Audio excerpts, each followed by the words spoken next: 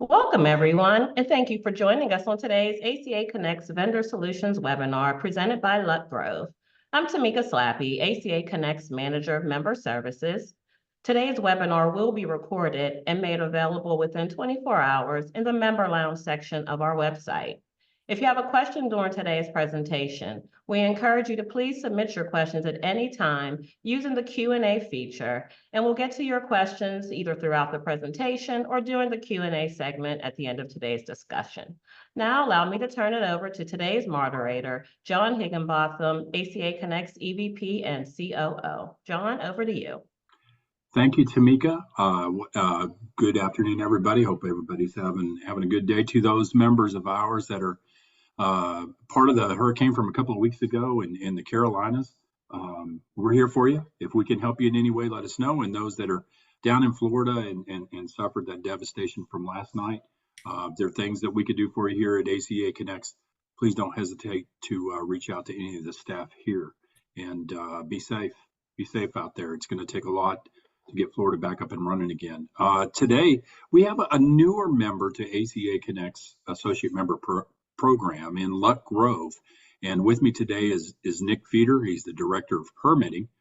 The pain points of permitting, I think that's the perfect title for this one, because we all know that if you've had to work through that process before and you worked in engineering construction departments back at your member operator companies, yep, one of the harder things to do. Luck Grove has been around for a little while doing surveying, engineering, construction services. They do fiber design, permit regulations, a little bit of everything. But I'm not going to steal any more thunder from Nick.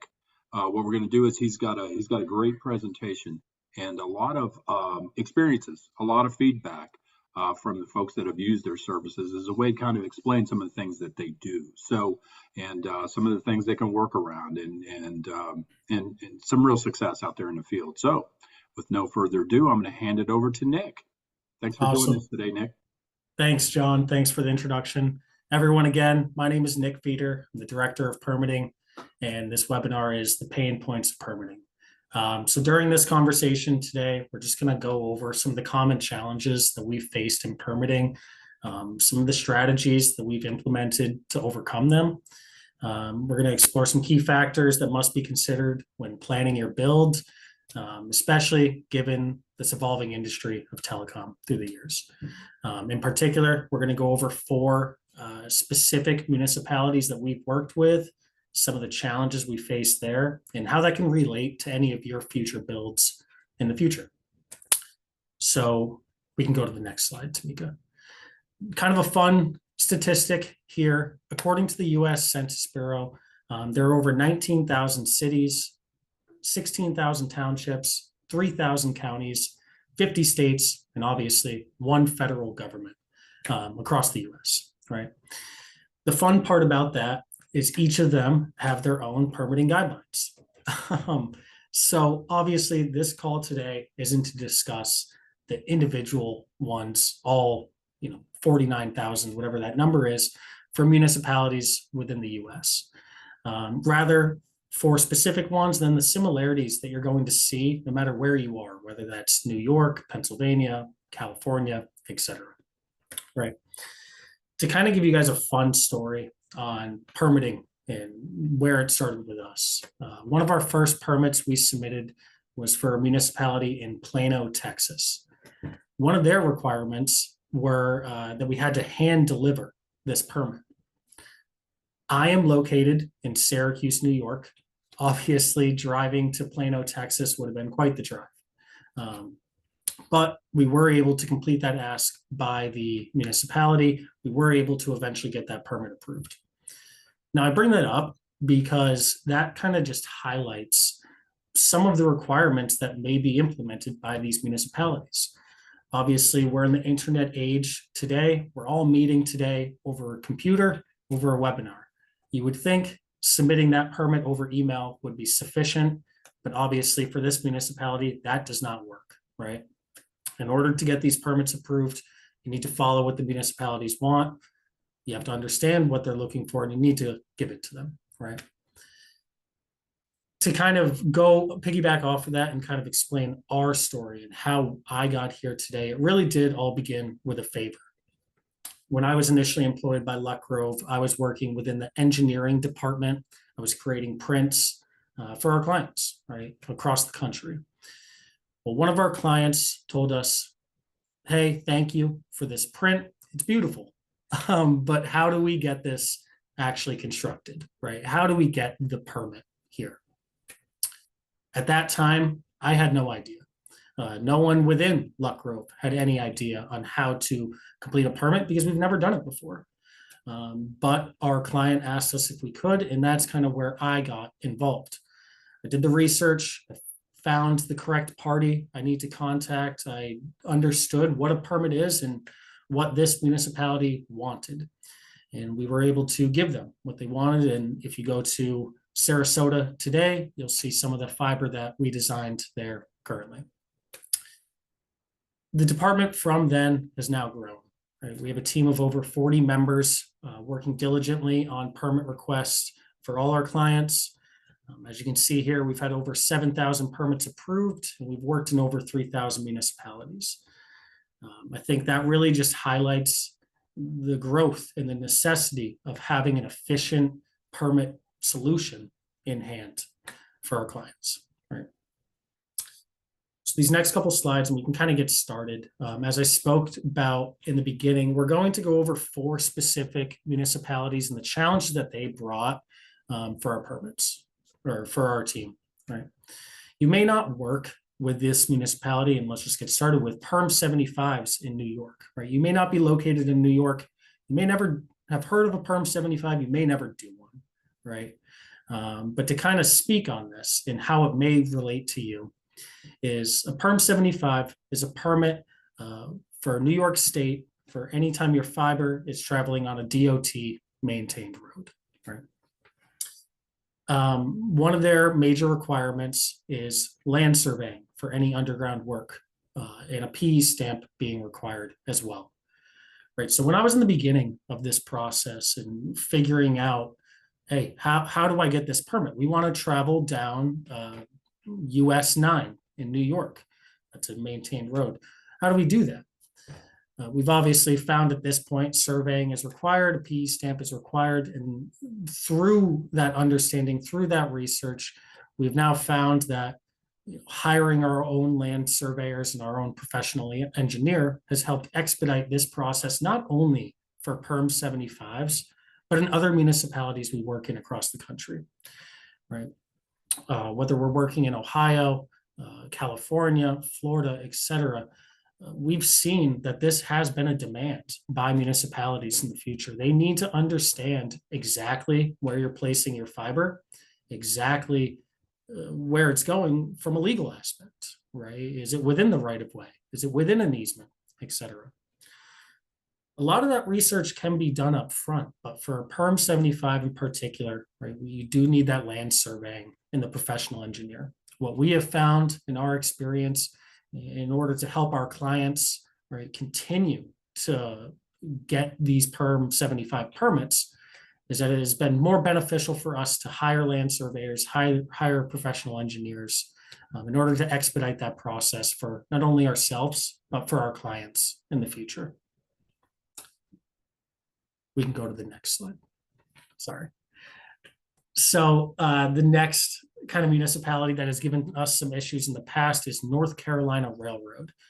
So I'm not sure if everyone here today has worked with railroad companies in the past. If you have, you understand that they are timely process and pretty expensive as well. Now, one of the requirements of this party in particular was needing to know specifics of the construction equipment that we're using and specifics of our installation materials, right?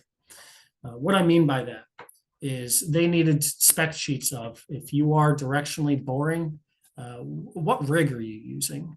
What is the RPM of the drill bit that you're using? Very, very specific questions, right?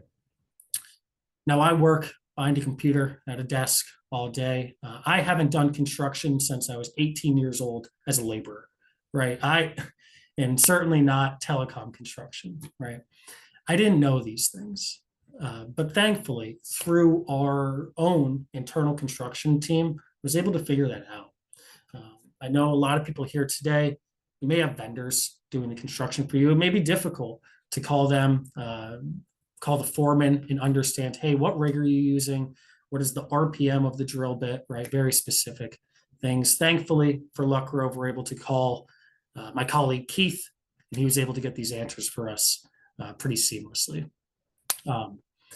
Again, our solution here is just leveraging whatever resources you have available from a construction standpoint side of things.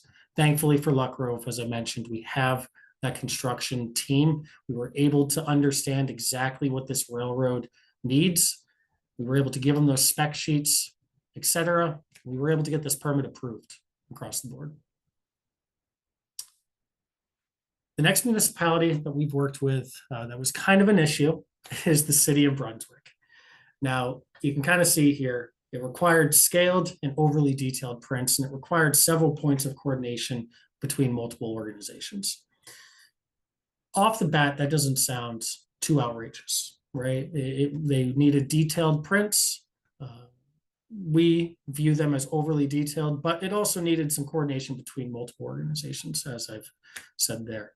What I really mean by that is they needed scaled PE prints that illustrated anything that was existing in the field or planned to be existing in the future. Meaning the city of Brunswick was undergoing some road move projects, some road widening projects, new sidewalk installations, right? New neighborhoods were being built. That all needed to be taken into account into what we were actually illustrating on our initial permit submission. Right beyond that, we needed to show, like I said, any existing utilities that are in the area. So any water lines, gas lines, any other telecom lines that are currently there across the board, right? Now, thankfully, like I've illustrated, we've worked in a multitude of areas across the country, and specifically in Ohio, which is where the city of Brunswick is. We've developed some of these relationships between other companies that are in the area, such as Spectrum, right? And the power company that was in the area, the water company, et cetera. I was able to coordinate with them and figure out, hey, exactly where are your utilities underground? I want to ensure that my team doesn't interfere with them, right? I bring that up because through those relationships, that allowed us to save some cost on actually going out and surveying these utilities, right? By calling in 811 dig tickets, sending someone out there to mark up where exactly those utility lines are, bring it back to the office, put it on our print, and then submit the permit, right?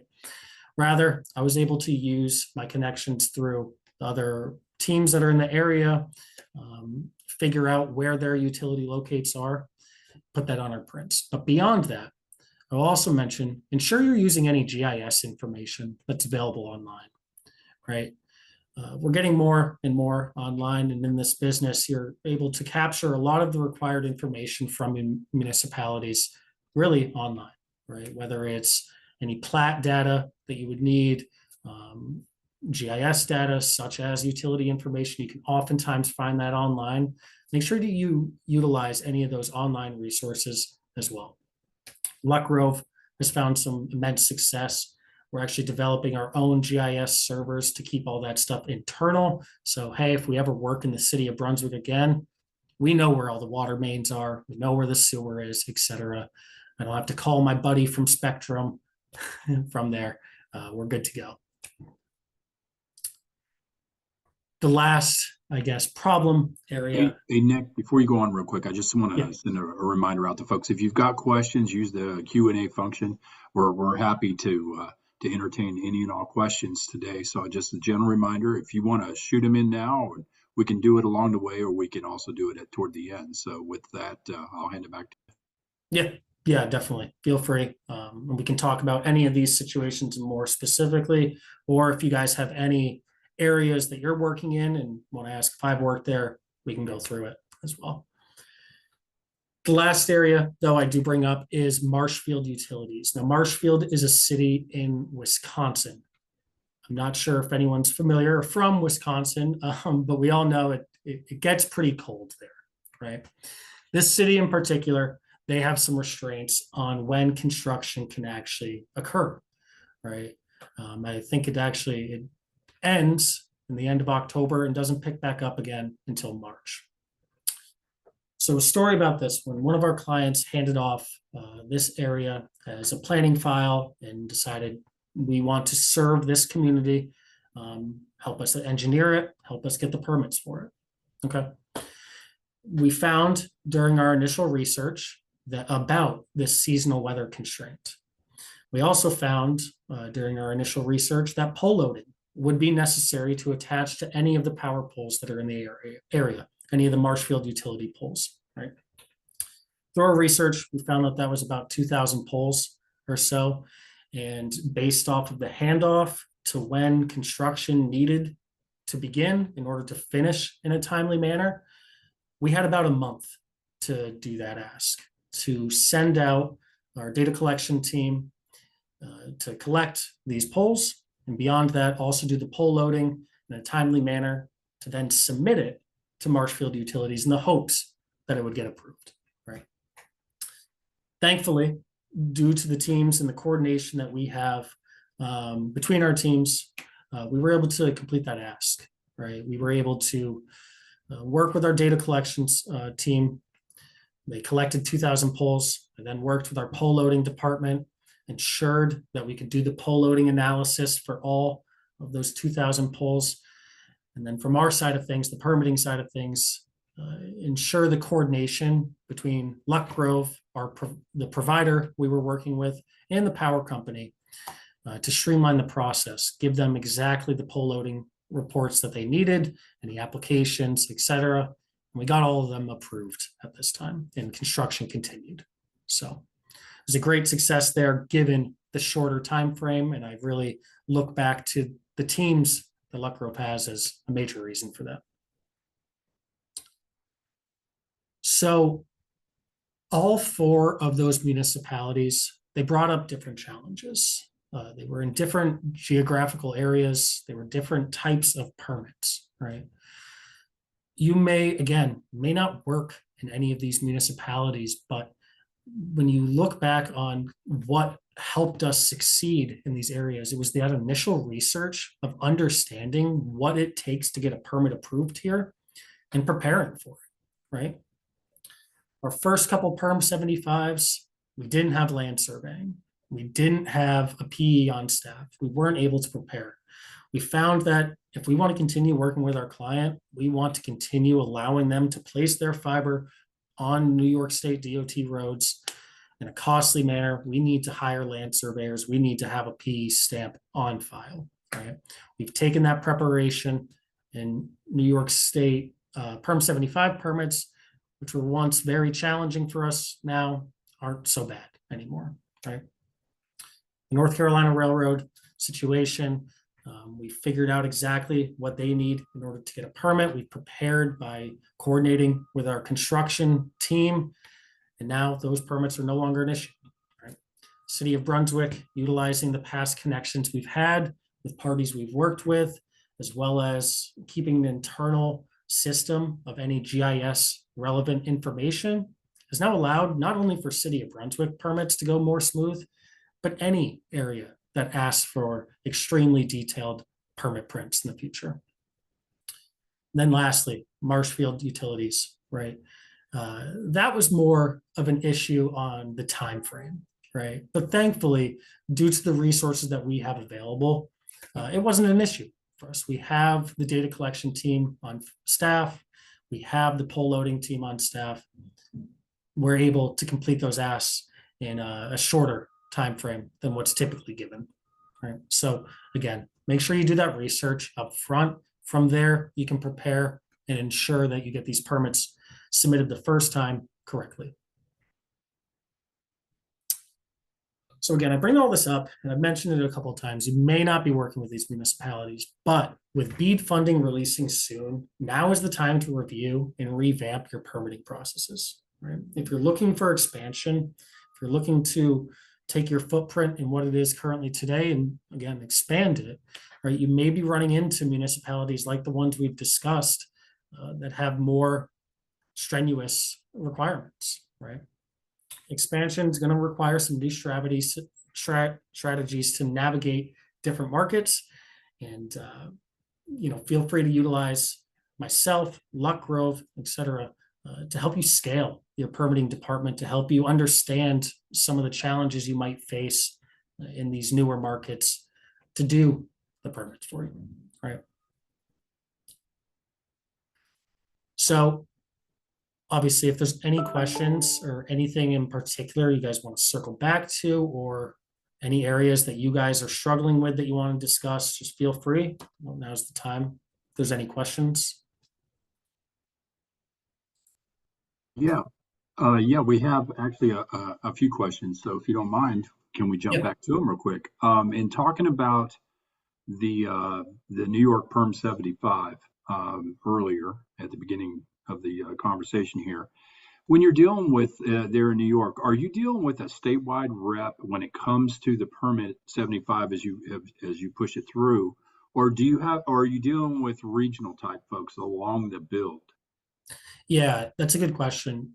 So for New York State in particular, I believe, don't quote me on this number, I think there's about 13 divisions, 13 regions across the Okay. state. Within those regions, there are multiple people that you're going to be coordinating with, right? Mhm. What I've found is I've kept almost a network of the people that we've been working with in the past, to coordinate with them specifically, reach out to them with any specific questions.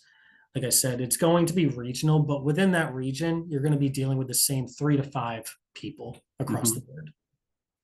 Is the filing essentially the same, or the expectations, deliverables the same, even though you might be working with a different representative? Yes, yes. So outside of any, um, I don't know what the word would be, but intenser areas, right? More conflicted paths, more traffic in the area, et cetera, right? Their requirements are going to be pretty similar, right? Now, again, if you're on I-90 in downtown Albany, it's going to be a little bit more strenuous, but for the most part, the requirements are the same for any DOT road that you were on across New York State. Can you compare that or contrast that from other states you guys have worked in with other clients? Is it similar process where they have multiple people working within a certain division when it comes to state highways, interstate highways? Yeah, yeah. So Ohio, for example, right? We talked about the city of Brunswick.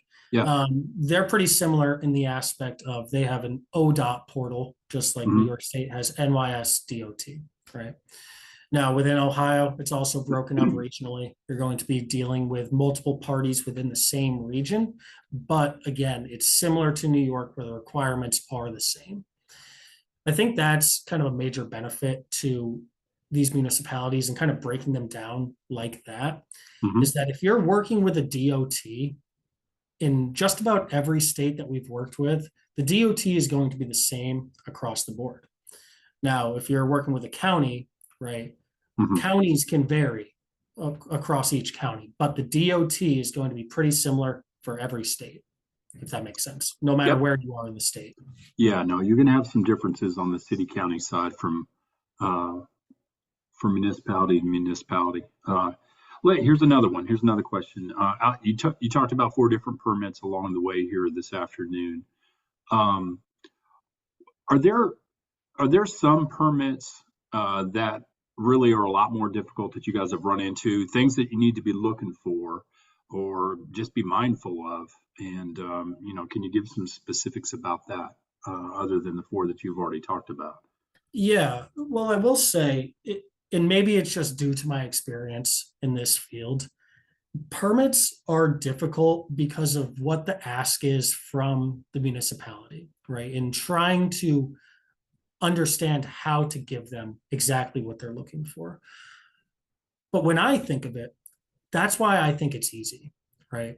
If you reach out to these municipalities and you understand what their ask is up front, now the issue is just how can I accomplish that, right? I've talked about it with the land surveying and Perm 75.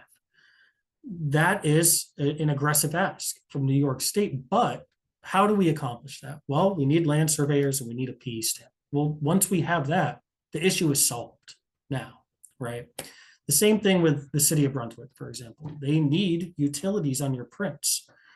That might be an out of ordinary ask than what you've experienced in the past, but once you understand how to get that information, it's not too much of an issue, right? So I will say these four are probably the most complex that we've dealt with. There's been some agricultural surveys we've had to do, some erosion control plans, et cetera. That's a little out of the ordinary for your typical telecom right-of-way permit. But again, when you really break down permits by understanding what the municipality is looking for up front, it'll make it more efficient for your team going forward and much simpler going forward. Great, thanks. Can you talk a little bit about the experience of Luck Grove on state or federal properties? Yeah. So we've worked in California along one of their national parks there. We had to coordinate with the California Department of Agriculture to ensure that we were meeting their guidelines, right? We've worked in Wisconsin under, again, the agricultural department.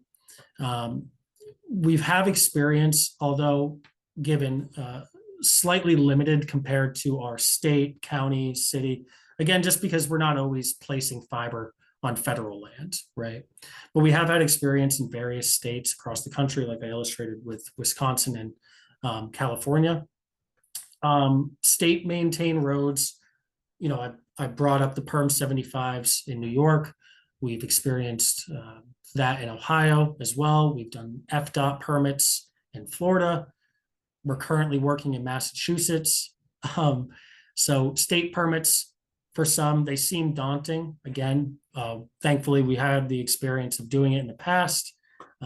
So any new states, they more or less ask the same thing of us. Thanks, appreciate it. If you're watching with us today and you have questions, please don't be shy. Go ahead and submit them at this time.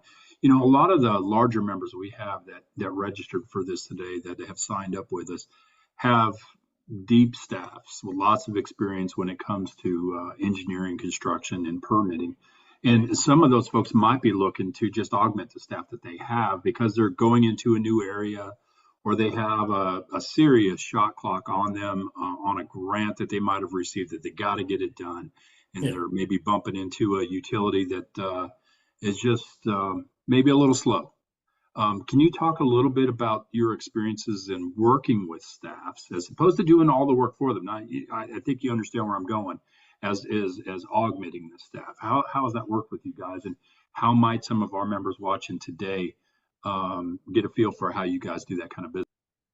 So are you asking, I guess, from just the permitting side of things, how can we benefit just? Yeah. Just, they, a lot of our members are used to doing this work themselves and are looking for help, like companies like yours, and maybe they just haven't outsourced some of that stuff before. Can you make folks feel good about that, and why you guys would be a great fit for? Yeah, like I said, so we have a dedicated team of 40 plus members that work on permits all day, right? We do nothing but reach out to municipalities, do the research up front, figure out what they're needing. We make that communication, we bridge that gap between provider, construction, and engineering firm to ensure a smooth process, right? We have a track record that shows that, right? Like I said, we've worked in over 7,000 municipalities, or 3,000 municipalities, my apologies. And we've seen success over the years, right? I would say if you're looking to, send out some of that work to us, it's because we are subject matter experts on these permitting requirements.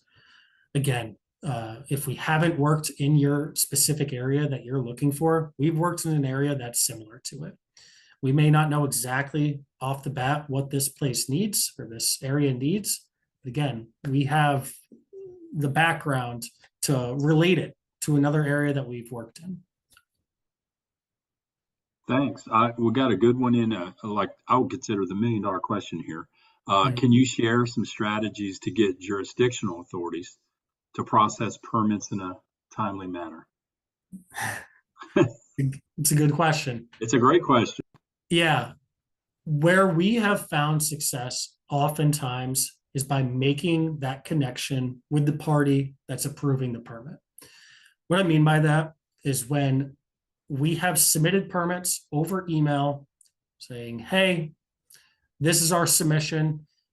When are we getting it approved? Oftentimes we don't have much success with that, right? I've kind of directed my team at this point, make that connection up front, explain who you are, who you're working on behalf of, what this project entails, why this project is beneficial to this community. And oftentimes by making that connection, they're more inclined to help you, right? We're all busy, we all have work, including the person that's approving the permit, right? But if they know who you are, oftentimes they're going to help you with the benefit of, to increase the speed of it.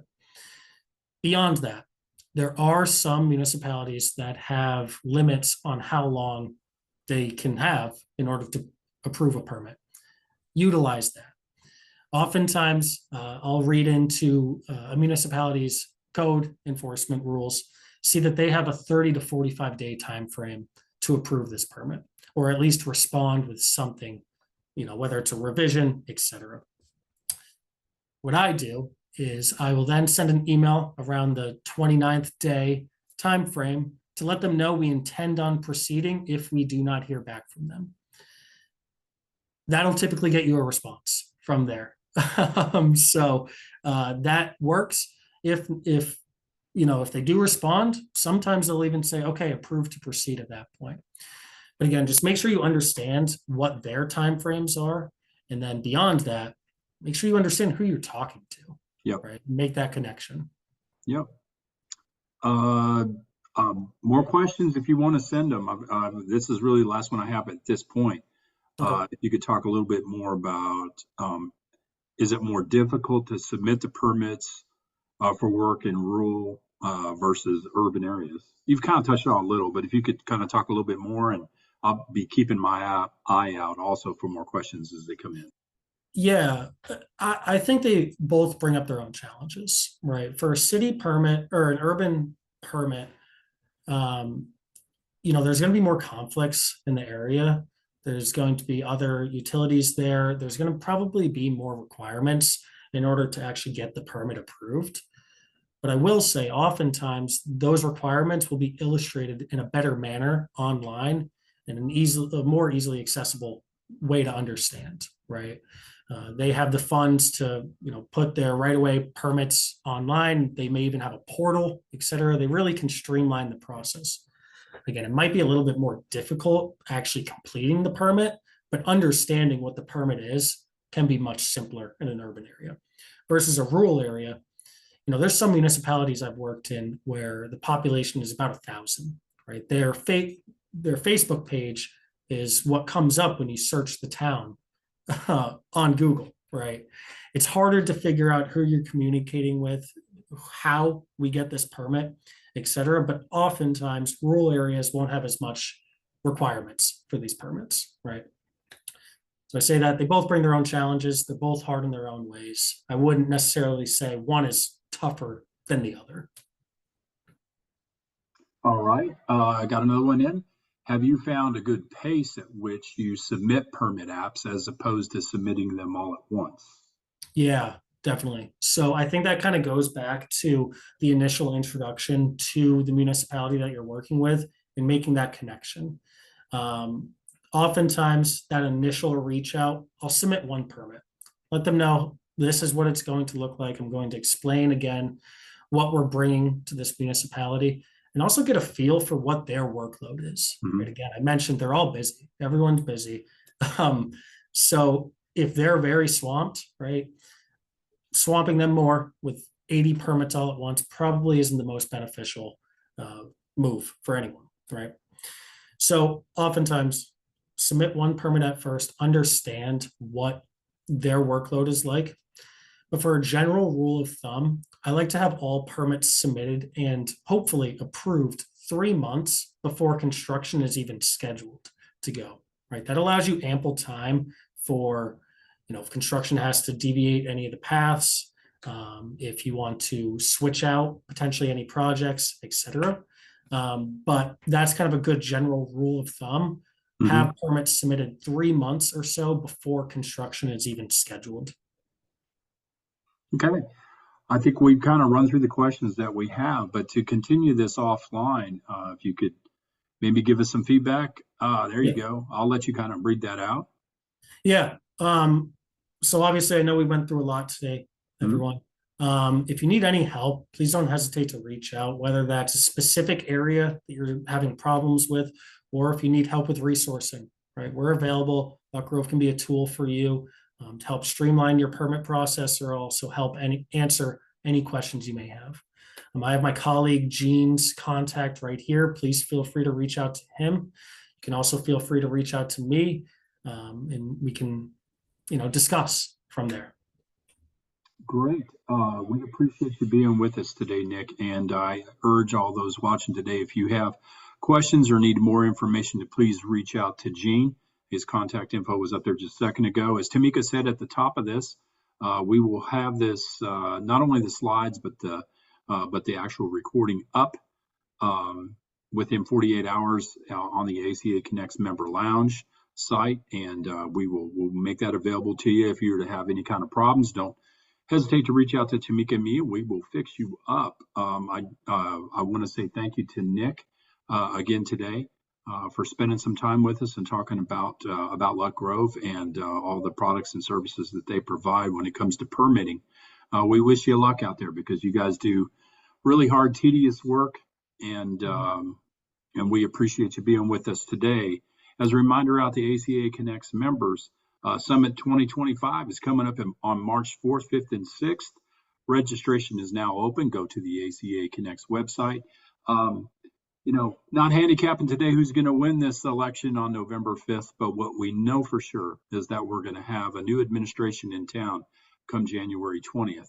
So there isn't a better time to get to DC than in 2025 and establish relationships with your current members of Congress, or maybe even newly elected members of Congress into the U.S. Senate. It's really important for you guys to be there so we can continue to advocate on your behalf with members of Congress. So we look forward to seeing you in D.C.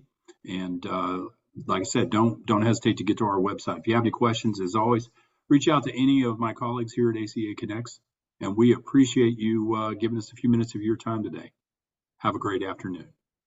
Thank you, everyone.